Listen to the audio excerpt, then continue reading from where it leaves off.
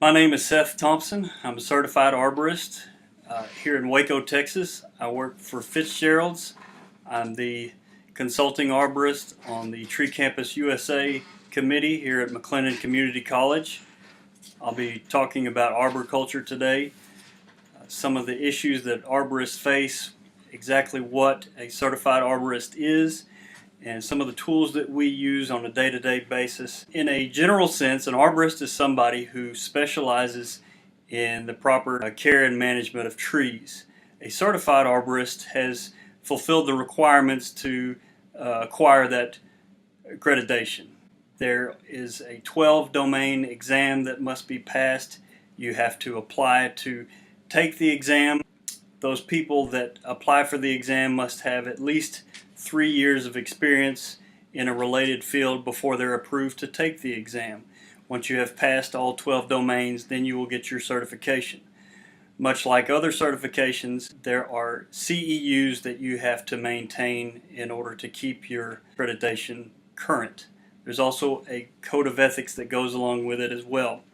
An arborist, as opposed to a forester, we deal with trees on an individual basis as opposed to a group of trees in the sense of managing for timber like in a forest setting. Trees are constantly changing. They are constantly changing their environment as well as the diameter expansion, the canopy growth. Arborists have to balance what's best for the trees with what's best for the people that live and work around those trees. One of the things that we are constantly consulted about is construction in trees. Construction is especially stressful on trees, whether it's trenching or excavation that removes a significant portion of the root system, or if a piece of equipment backs into the trunk of the tree, limbs get removed in order to erect a structure. All of these things affect the way that trees grow. Soil compaction is one of the biggest chronic things that we deal with, where heavy equipment goes back and forth across the soil. It squeezes the air out of the soil. There's not enough oxygen available for the root system to survive and function properly. Construction is something that we deal with on a fairly regular basis. There are dozens and dozens of animals that affect trees. They run the gamut from insects that are actually beneficial to those that are actually very aggressive. This picture on the left is of pecan trees that have been damaged by squirrels. The squirrels will actually girdle completely around the limb and can kill the particular limb. There's speculation as to why squirrels do that. I don't necessarily have an answer whether they're actually receiving nutritional benefit from the tissue of the tree or if they're sharpening their teeth.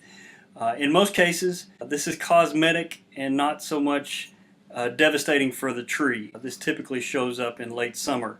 The picture on the right is actually a 40-inch diameter cottonwood that has been chewed by beavers. I've seen beavers chew large trees, but this was the absolute biggest tree. I never imagined that a beaver would ever even consider taking on a tree like this. Our ultimate solution for this was to wrap a wire mesh around the tree so that the beaver was not allowed to chew any additional bark off of it. This particular tree was not located in a high traffic area. We do have the luxury to keep an eye on it over the next couple of years. Exactly what the implications of this injury will be, I can't say for sure, but we'll be watching it over the next few years to see exactly what happens. Fungi are a lot like insects in that there are beneficial fungi that exist in the soil like mycorrhizae, and then there are fungi that are extremely aggressive and can decay wood fairly rapidly. It's important for an arborist to know the difference between those that are beneficial and those that are actually harmful. The picture on the left is a fungal conch that is Ganoderma. That particular fungus is very aggressive. It's a very big red flag that indicates that there's decay inside the tree. If it's in a high traffic area, in many cases we have to recommend that the tree be removed. The picture on the right is the most severe case of mistletoe that I've ever seen. This is in a hackberry. Mistletoe is a true parasite. It has a root-like structure that penetrates the tissue of the tree and it disrupts the cambium. It doesn't allow water and nutrients to supply the tree. This case was so severe that it just wasn't practical to recommend removing the mistletoe. You'll notice at the bottom of the picture that there are bleachers there. This is at a soccer field. This is a mature hackberry. You combine all those factors and ultimately we recommended removal of this tree. Structural issues. The picture on the top left is what we call a codominant stem. This is where two limbs originate from the same point that are equal in size. They don't form a normal branch collar, and therefore they're very weak. What ultimately happens is that those two limbs will expand in diameter over the years, and eventually they will press against each other so much that they will be prone to split. The large picture shows a live oak with a crack at a codominant stem. Fortunately, in this instance, we were able to do some weight reduction pruning and install some cables, and to this day the tree is still intact. That crack will form callus and eventually fuse back together. It will always be somewhat of a weak point, but the cables help us to manage the risk involved with this type of structure. Hazardous trees. This is something that we're especially concerned with trees that are near people or property. Those would be what we would consider a target. In order for a tree to be hazardous, there has to be a target. The picture on the left is of a hackberry with advanced decay right next to a parking lot. The cars in the parking lot being the target. We ultimately recommended removing this tree as well. The tree on the right is an elm tree over a parking lot that has a broken limb just dangling. The tree as a whole is not hazardous, but obviously that limb can pose a problem and needs immediate attention. These are things that arborists have to be constantly on the lookout for. Soil issues. This broad category encompasses the majority of the tree stress issues that we deal with. Whether that's a nutrient deficiency, soil compaction, I mentioned with regard to construction where heavy equipment has compacted the soil, eliminated the pore space in the soil, there's not enough air available for the roots. Another thing that we deal with are trees that are not suitable for our area. There are southern magnolia trees and pine trees that people have planted in an area like Waco where the soil pH is not suited for those particular trees, and for every one that survives and thrives there are another 9 that will look chronically stressed and be chlorotic and just not ever really thrive. Over fertilization, that's another one that we see where people have the mentality if a little bit of fertilizer is good, then a lot is great. In many cases, if you over-fertilize, you'll have excess salt build up in the soil, and that can have a detrimental effect on the trees. Root rot fungi, things like Phytophthora, those pathogens that exist whenever soil conditions are so soggy, you can promote those type of issues. Unfortunately for arborists, 50% of that tree is not visible from our standpoint. The root system is underground. We only get a small idea as to what might be going on beneath the surface. Over the past 5 years, we've dealt with every weather extreme you can imagine, from the drought in 2011, high winds. This past year in 2015, we had flood waters, which created a lot of issues with anaerobic conditions for trees. Lightning strikes. The bottom right picture shows a pecan tree with the diagnostic vertical wound that starts at the top and goes all the way down. The picture in the top right are some trees that succumbed to the drought. The vegetation around it has recovered, the grasses and the underbrush, but the trees ultimately were not able to survive that permanent wilting point and did die. Arborists also are in charge of educating people with proper planting techniques. This goes back to my point earlier where you have to choose the right tree for the right site. Choose trees that are proven to survive and thrive in the soil that you're planting it in. Are there power lines above it? Is it next to a highway? All those types of things. Is it going to outgrow its space? Proper planting techniques. One of the things that we see that's extremely common is that trees are planted too deep. This creates problems for the root system long term And if we can plant trees at the right depth, then we'll get them started on the right foot, and they'll really perform much better in the long term. Watering schedule and fertilization. We see people overwater trees and drown them. We see people over-fertilize when it's not necessary. All of these things are a part of what arborists can be in charge of, educating people about how to properly care for their newly planted trees. There are ANSI standards that arborists have to follow with regard to pruning. Things like avoiding flush cuts, avoiding topping, never remove more than 25% of a canopy at a time.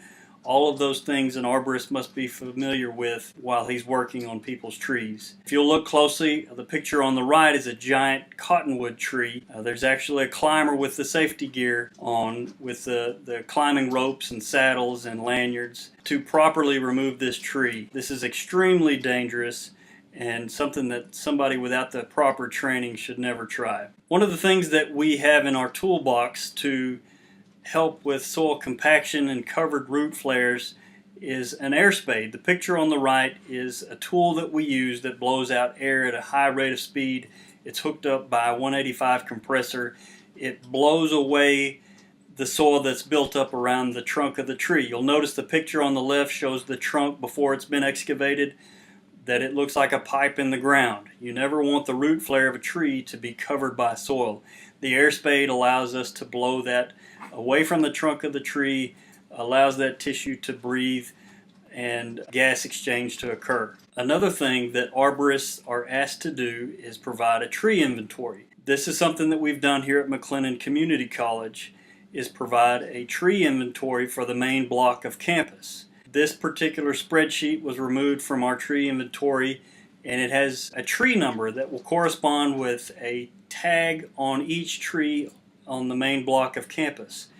So we're able to refer back to this data and see that tree number 37 is a live oak. We've got the common name and the botanical name, whether it was a native tree or whether it was planted. We have data from 2012 where we measured the tree. DBH stands for diameter at breast height. That's approximately 4.5 feet off the ground. We take a diameter measurement.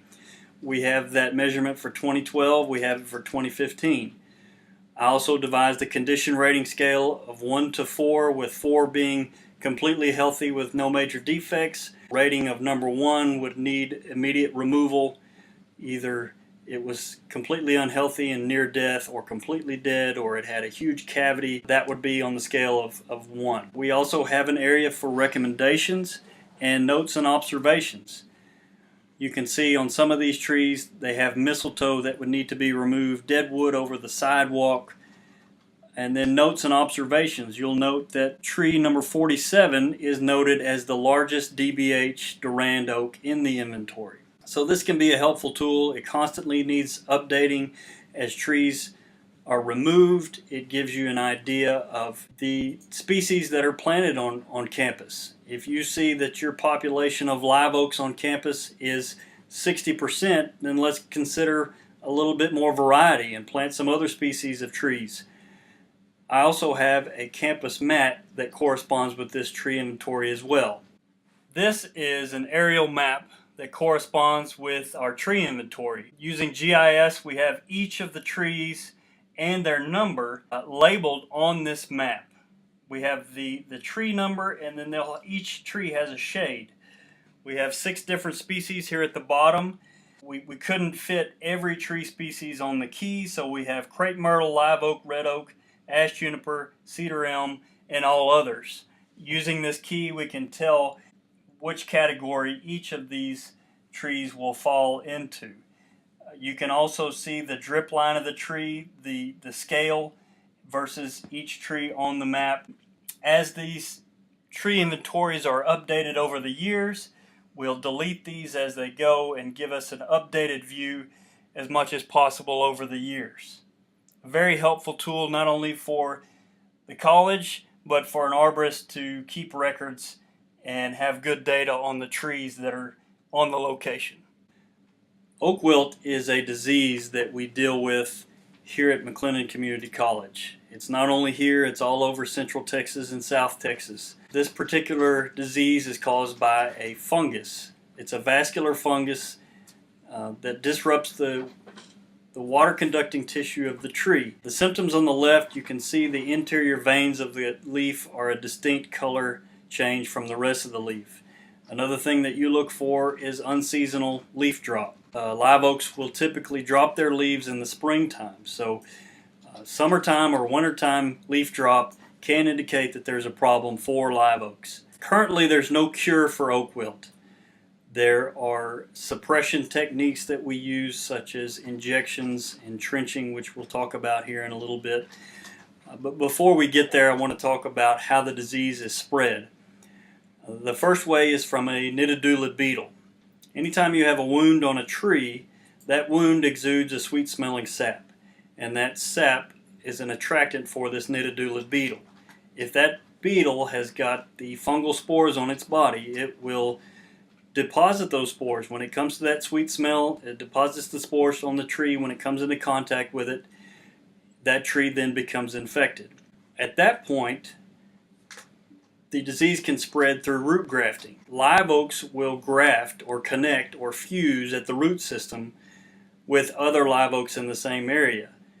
And so they share a common water and nutrient supply, and therefore if one becomes infected with a fungus, it can spread to another tree through that same root system.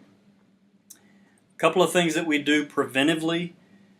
There's a general guideline that says don't prune oaks between February and June. That's not an exact science, but that is when those nitidulid beetles are extremely active. Disinfecting pruning tools between trees is a good idea as well. Something like Lysol on your hand tools and your pole saws. It's not as much of an issue on your chainsaws because they're covered with oil and they get extremely hot. But other tools, they should be disinfected. Pruning paint is something that's controversial. You could go online and find 10 different websites that say don't do it, it's harmful for the trees, and then you might find another 10 that say absolutely you need to paint. My recommendation is to use pruning paint, and I'll tell you why. There's no healing power in pruning paint. It's simply a matter of sealing the wound to eliminate that sweet smelling sap that attracts the beetle. Doesn't matter what you use, cheap Walmart flat black spray paint is just as effective as anything. I mentioned that there's no cure for oak wilt. There are fungicide injections that are labeled for oak wilt.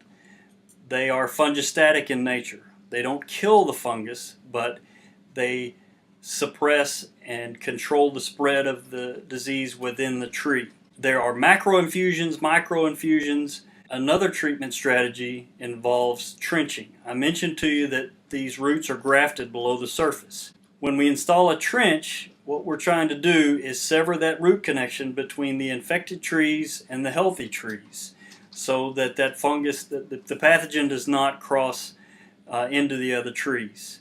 Trenching is not an exact science either. That nitidulid beetles can still spread the disease. All of these things in combination we try to use to suppress the disease. Again, my name is Seth Thompson. I'm a certified arborist here in Waco, Texas, and I'm on the Tree Campus USA committee here at McLennan Community College. Thank you.